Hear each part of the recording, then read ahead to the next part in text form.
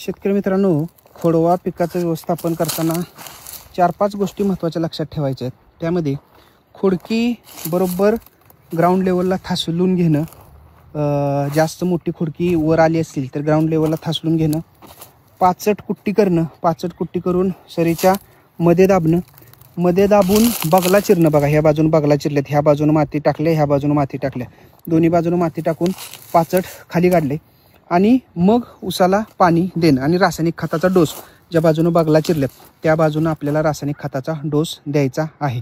अशा पद्धतीनं तुम्हाला खोडव्याचं सुरुवातीच्या एक 20-25 दिवसातलं नियोजन करायचं आहे. पाणी फक्त देताना ताण देऊन खोडव्याला जर आपण पाणी दिलं तर नक्की त्याचा फायदा होतो. खोडवं तुम्हाला चांगलं फुटायला मित्रांनो ह्याच्यामध्ये मदत होते. अशा पद्धतीने खोडव्याचं नियोजन करा.